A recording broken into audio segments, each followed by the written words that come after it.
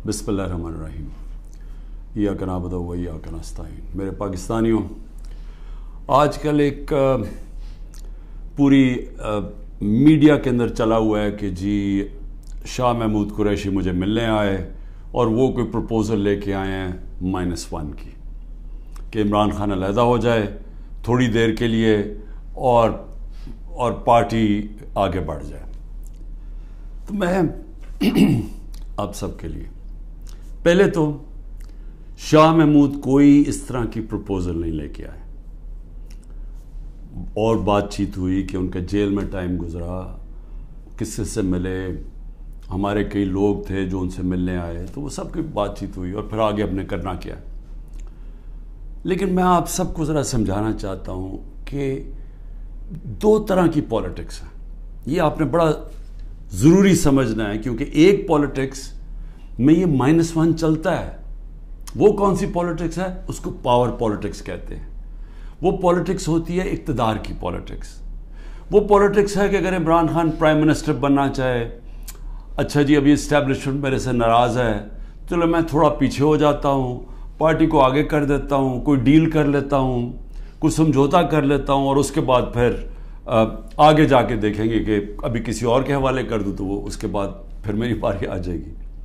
इसको power politics कहते हैं।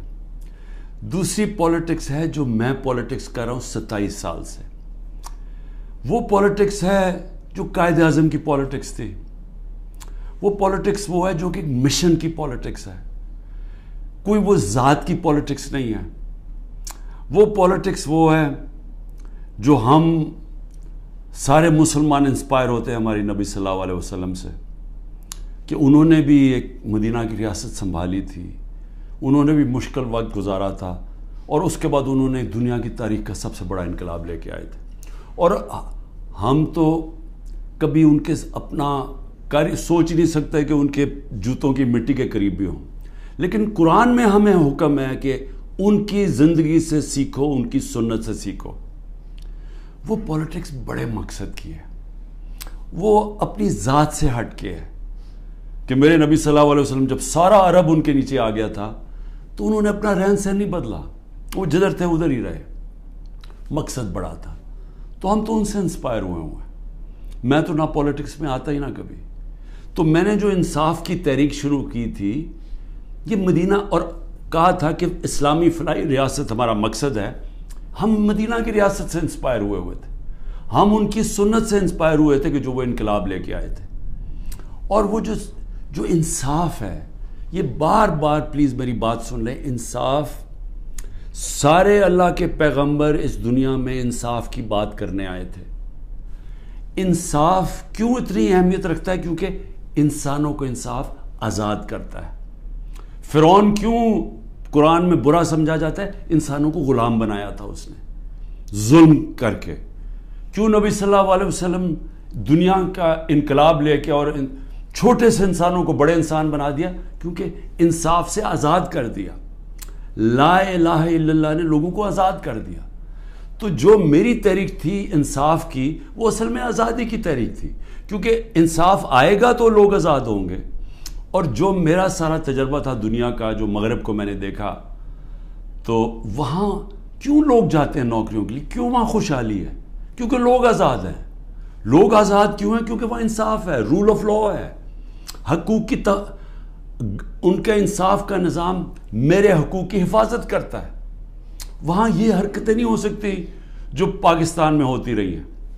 और मैं ये भी कहता हूँ कि मेरे अपने लोगों को, मैं अपनी टीम को बताता हूँ कि अब आपको पता चला जो हमारे पर जब जुल्म हुआ कि कैसे पाकिस्तान का कमज़ोर तबका, मज़दूर, हारी, किसान, जो कमज़ोर तबका है, गरीब, वो छाबड़ी वाला, छोटे दुकानदार, छोटे सनतकार, ये हर वक्त उनको इसका जुल्म का सामना करना पड़ता है। जब वो ताकतवर के सामने आते हैं, उनके पास कोई उनकी हिफाजत करने के लिए नहीं है, उनके तहफ़्फ़ुज़ करने के लिए नहीं है, उनके फंडामेंटल राइट्स को कोई किसी किस्म का तहफ़्फ़ुज़ नहीं। और इसलिए थाना कचहरी पटवारी की पॉलिटिक्स है, क्योंकि जो उनका राइट है थाना कचहरी पटवारी, वही उनको ادھر ظلم ہوتا ہے ان کے اوپر، ان کی زمینوں پہ قبضہ ہوتا ہے، قبضہ گروپ ہے یہاں، کیونکہ انصاف نہیں ہے. تو یہ میری ساری موومنٹ شروع ہوئی تھی تب 27 سال پہلے. یہ میری موومنٹ تب تک رہے گی جب تک میں زندہ ہوں، جب تک ہم اس ملک میں حقیقی آزادی، انصاف لے کے حقیقی آزادی نہیں لے کے آتے. اب یہ جب مجھے یہ کہتے ہیں چیزیں کہ جی وہ -1 کیسے ہوگا؟ جو آدمی ایک تحریک پہ 27 سال سے لگا ہوا ہے، ایک ملک کے اندر ایک جدوجہد کر رہا ہے، تو وہ کیا ڈیلز کرے گا؟ کیا اس کو کیا چیز اس کو خریدے گی؟ بتائے میرے ضمیر کی کیا قیمت ہے؟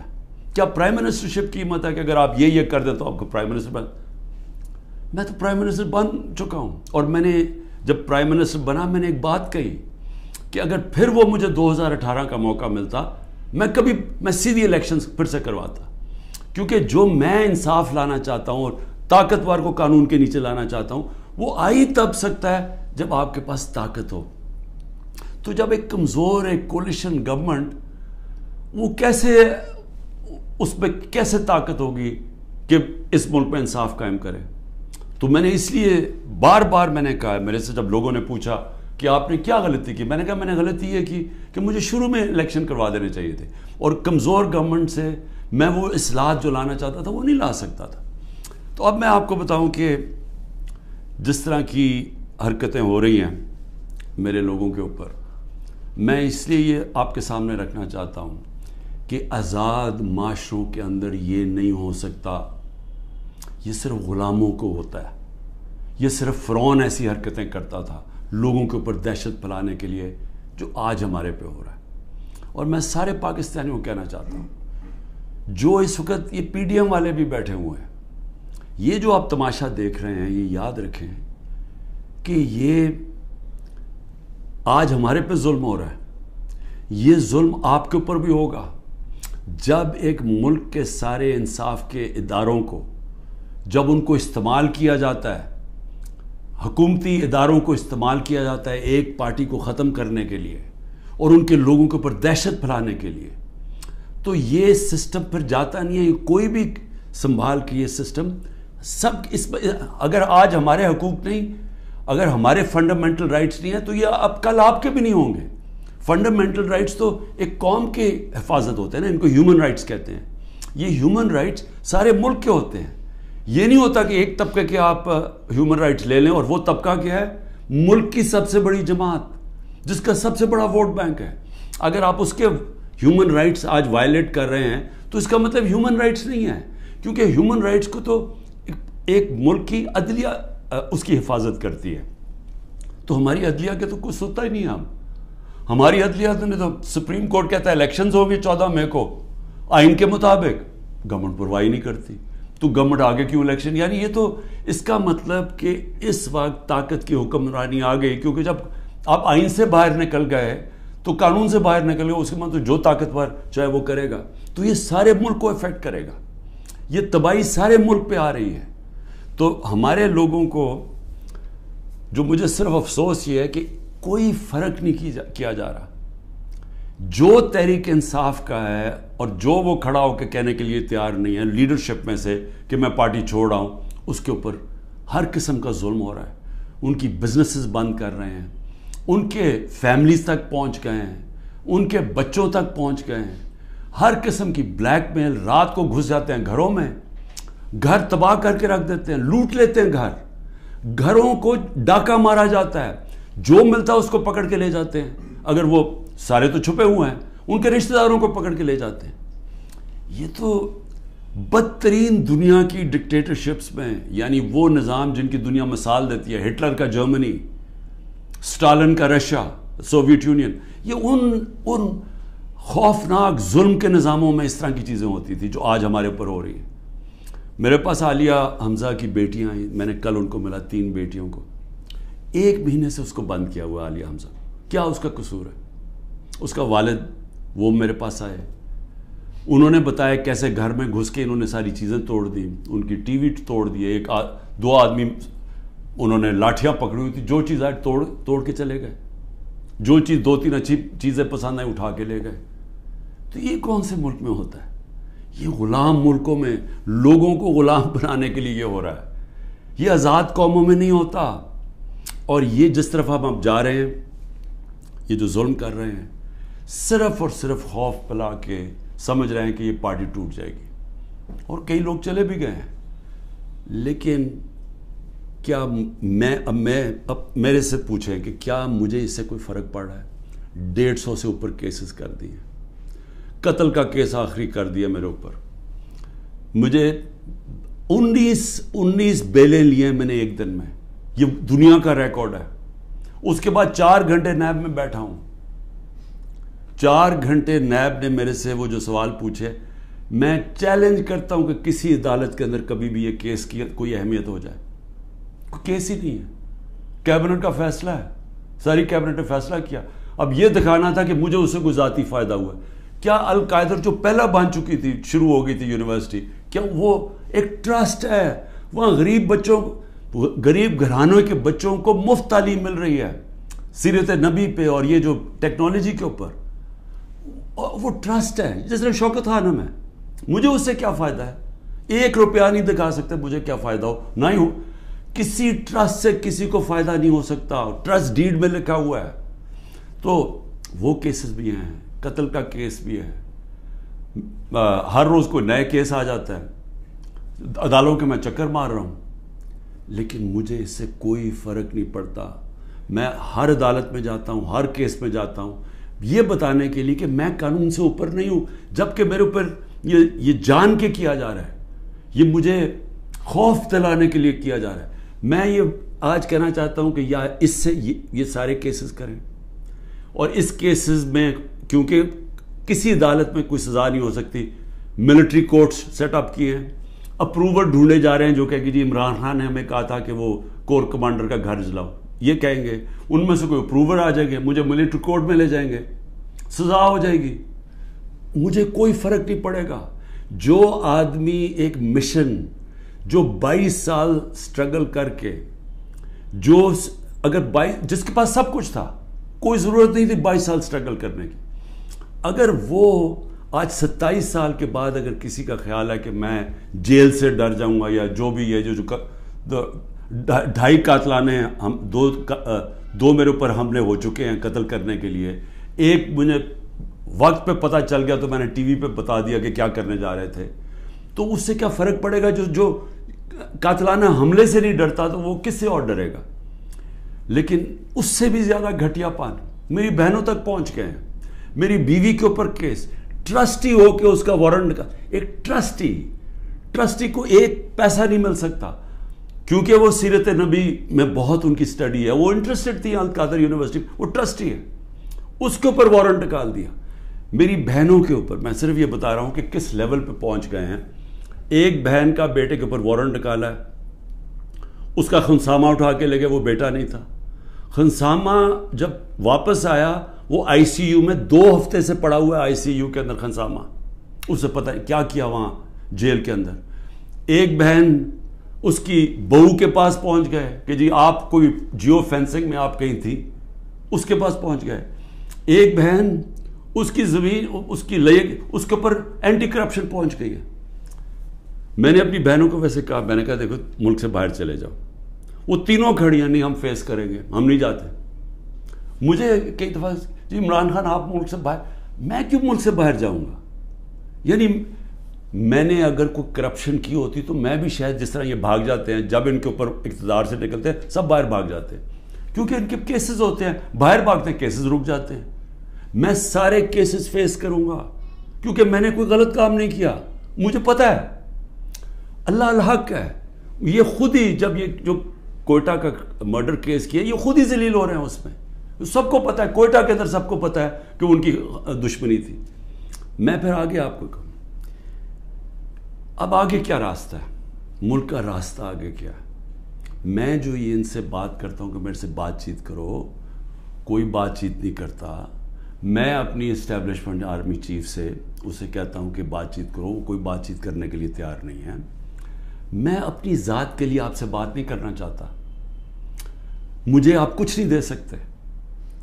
قوم میرے ساتھ کھڑی ہے, کیا کوئی دے سکتا ہے؟ میں کوئی چور دروازے تو آنا نہیں چاہتا. اگر قوم مجھے ووٹ دے گی میں تیار ہوں, لیکن اگر قوم ووٹ نہیں دے گی تو نہیں. اللہ نے تو سب کچھ, میں وہ اللہ نے کا شکر ادا کرتا ہوں ہر وقت کا جو اس نے مجھے دیا. لیکن میں بات کرنا چاہتا ہوں کہ ملک تباہی کی طرف جا رہا ہے. یہ جو بجٹ آیا ہے, اس بجٹ کے اندر ذرا آپ کو سمجھ آ جانا چاہیے کہ ہم اب کدھر ایک دلدل کے اندر دھستے جا رہے ہیں. آپ یہ سوچیں کہ فیڈرل گورنمنٹ جو سارا جب وہ پیسے دے دے گی صوبوں کو, جو 5,000 ارب روپیہ صوبوں کو جب جائے گا, تو فیڈرل گورنمنٹ کے پاس جو پیسہ بچے گا اس سے زیادہ جو ہمارا سود دینا ہے, ہم نے قرضوں کے اوپر سود دینا ہے, وہ سود اس سے زیادہ ہے. 7,300 ارب روپے کا سود دینا ہے. مشکل سے فیڈرل گورنمنٹ کے پاس بچ جائے گا 7,000 ارب سے بھی کم, تو سارا پھر ملک قرضوں پہ چلے گا. ہم نے 3.5 سال میں 18,000 ارب 18,400 ارب قرضہ لیا تھا. 18,400 ارب قرضہ 3.5 سالوں میں. انہوں نے تقریباً 15,000 ارب قرضہ ایک سال میں لے لیا. تو یہ قرضے چڑھائے جا رہے ہیں, انڈسٹری بند ہو رہی ہے. گروتھ ریٹ جو تھی جس سے دولت میں اضافہ ہوتا ہے وہ 6.1% سال پہلے تھی, آج وہ پہنچ گئی ہے 0.3 پہ. تو جو دولت ہے اس کے اندر تو کمی ہو رہی ہے, قرضے بڑھتے جا رہے ہیں. ڈالر کدھر سے آئیں گے؟ انہوں نے 25-30 ارب ڈالر ایک سال کے اندر دینے ہیں, وہ کدھر سے آئیں گے؟ تو میں آج اس لیے یہ سوال پوچھ رہا ہوں کہ کوئی تو روڈ میپ ہوگا نا. ابھی تو روڈ میپ یہ ہے کہ کسی نہ کسی طرح عمران خان کو ختم کرو, اور اگر P T I Imran Khan سے تو اس کو ختم کرو. تو ابھی تو یہ ون پوائنٹ ایجنڈا, ساری ایجنسیز, سب کچھ, سارے ملک کے ادارے وہ اسی پہ لگے ہوئے ہیں کام کرنے. لیکن میں سوال کچھ اور پوچھ رہا ہوں. میں یہ نہیں کہہ رہا کہ کریں, ہم کھڑے ہیں. اس میں سے ایک آپ یہ کرم کر رہے ہیں کہ میرے جو نظریاتی لوگ ہیں وہ نظر آنے شروع ہو گئے ہیں کہ وہ نظریاتی لوگ کون ہیں, اور وہ نظر آنا شروع ہو گئے کہ جو ہمارے ساتھ اور مقصد کے لیے آئے تھے, ان نظریے کے لیے نہیں آئے تھے. تو ایک تو آپ فائدہ کر رہے ہیں کیونکہ صرف نظریاتی پارٹی اب پاکستان کو اس دلدل سے نکال سکتی ہے. لیکن نکالے گی کیسے؟ میری آخر میں بات سن لیں, ایک ہی طرح ہم نکلیں گے. ہمیں کوئی اب باہر سے پیسے دینے کے لیے تیار نہیں ہے. ہمارے جو دوست ملک ہیں وہ بھی پیسے دینے کے لیے نہیں تیار. میرے لیے جو سب سے زیادہ شرمندگی ہوتی تھی کہ جب میں اپنے دوست ملکوں سے پیسے مانگنے گیا ملک کے لیے, کیونکہ دیوالیہ نکلا ہوا تھا ہمارا, تو اس وقت ملک ہمارے پاس تو سب سے بڑا بیرونی خسارہ چھوڑ کے گئے تھے یہ نون لیگ والے, یہ اسحاق ڈار. تو ان سے پیسہ مانگنا سب سے شرمندگی تھی. اب کیسے نکلنا ہے میں آپ کو بتاتا ہوں کیسے نکلنا ہے. اس میں ایک سورس ہے اوورسیز پاکستانی, یہ یاد رکھ لیں. بیرون ملک پاکستانی آپ کو نکالیں گے ادھر سے, اور بیرون ملک پاکستانی کیسے نکالیں گے؟ میں نے پھر سے آپ کو کہتا ہوں کہ 16,000 پاکستانی امریکن ڈاکٹرز, ان کی نیٹ ورتھ 200 ارب ڈالر ہے. ہم آئی ایم ایف سے 6 ارب ڈالر کی پیچھے ان کے منتیں کر رہے ہیں کہ کسی طرح دے دیں ہمیں. 200 ارب ڈالر ان کی ہے, یہ صرف 16,000 ہے. 1 کروڑ باہر پاکستانی بیٹھا ہوا ہے. اگر ہم کسی طرح ان کی انویسٹمنٹ لیں, وہ یا سرمایہ کاری شروع کر دیں بجائے دبئی میں کرنے میں اور دنیا میں اور ملکوں میں کر رہے ہیں, اگر وہ سرمایہ کاری شروع کر دیں, آپ یقین کریں یہ ملک اتنی تیزی سے اٹھ سکتا ہے, کیونکہ ڈالر اندر آنے شروع ہوں گے, نوکریاں مل, اور وہ آنا شروع ہو گیا تھا. ہمارے آخری دنوں میں پیسہ اوورسیز, روشن ڈیجیٹل اکاؤنٹ کیا تھا اوورسیز پاکستان, 1.5 سال کے اندر 5.5 ارب ڈالر پہنچ گیا تھا. اوورسیز پاکستانیوں نے انویسٹمنٹ پلانز بنا لیے تھے. ہماری یہ جو راوی پروجیکٹ اور یہ جو بنڈل آئلینڈ کا پروجیکٹ تھا, وہاں باہر کی کمپنیز, بڑی بڑی کمپنیز آ رہی تھی ڈالر انویسٹ کرنے کے لیے, جب انہوں نے NOC واپس لے لیا سندھ گورنمنٹ میں. دیکھیں, بچانا اس ملک کو اوورسیز پاکستانی. جب چائنا نے اور ہندوستان نے اپنی اکانومی کھولی تو اوورسیز چائنیز اور اوورسیز ہندوستانیوں نے پہلے انویسٹ کیا تھا. ہمارا بھی وہ انویسٹ کریں گے, لیکن اس کے لیے جب تک انصاف کا نظام ہم ٹھیک نہیں کریں گے, قانون کی بالادستی, رول آف لا, جب تک ہم یہ نہیں قائم کریں گے ان کا پیسہ نہیں آنے لگا. تو چیلنج اب کیا ہے؟ رول آف لا ہم نے ختم کر کے رکھ دیا. پہلے 140 ملکوں میں سے پاکستان 129 تھا رول آف لا میں. اب جو یہ انہوں نے کریک ڈاؤن کیا اب تو یہ بالکل ہی نیچے گر گیا ہے, اب تو وہ بنانا ریپبلک بن گیا ہے. تو جب رول آف لا ہی نہیں ہے, انویسٹمنٹ کیسے آئے گی؟ انویسٹمنٹ نہیں آئے گی, دولت میں اضافہ کیسے ہوگا؟ یہاں تو اس وقت پاکستانی پیسہ باہر بھیج رہے ہیں, پاکستانی ڈالر لے کے بیٹھے ہوئے ہیں, کیونکہ وہ کسی کو اعتماد ہی نہیں ہے.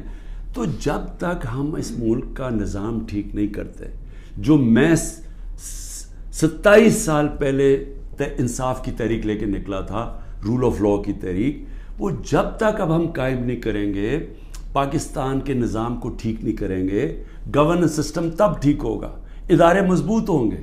اور جب لوگوں کو اعتماد ہو جائے گا کہ ہمارے, اب جب میں اپنی سرمایہ کاری کروں تو یہاں کا جو قانون ہے, جو ان کی لا انفورسمنٹ ہے, جو ان کی عدلیہ ہے, وہ میری سرمایہ کاری کی حفاظت کرے گی, میرے سے فراڈ نہیں ہونے دے گی. یہ جب تک اعتماد نہیں ہوتا پیسہ نہیں آنے لگا. اور اس کے لیے جب تک کہ حکومت نہیں آتی جو پبلک مینڈیٹ سے آئے, جس کو پبلک سپورٹ کرے, جس کو بڑا ووٹ ملے اور پبلک کی سپورٹ سے آئے, صرف وہی بڑے بڑے فیصلے کر سکتی ہے. نہیں تو ان کو تو آپ نے دیکھ ہی لیا ہے کیا کیا انہوں نے, سوائے مہنگائی کر کے, تاریخی مہنگائی 38% پہ, انہوں نے کیا کیا ہے؟ انڈسٹری بند ہو گئی ہے, بے روزگاری بڑھ گئی ہے, گروتھ ریٹ, انہوں نے اور کیا کرنا ہے؟ تو یہ جو ابھی تک تو گیم پلان میں یہی کھچڑی پکنے لگی ہے نا. آگے نئی آ گئی ہے, نئی جماعت ایک کریٹ کر دی ہے, ہم نے بھی اپنے بڑے بڑے اچھے 27 سال پرانے ہم نے لوگ وہاں بھی بھیج دیا ہیں ان کے پاس, اور ضرورت ہے تو حکم کریں ہم اور بھی بھیج دیتے ہیں. لیکن اس سے ملک ٹھیک نہیں ہونے لگا. ملک ٹھیک تب ہوگا جب ایک public mandate, free and fair election کے بعد ایک مضبوط گورنمنٹ آئے گی. اور میں اپنی اسٹیبلشمنٹ کو آج پھر سے کہتا ہوں, نظر ثانی کرے, ملک تباہی کی طرف جا رہا ہے.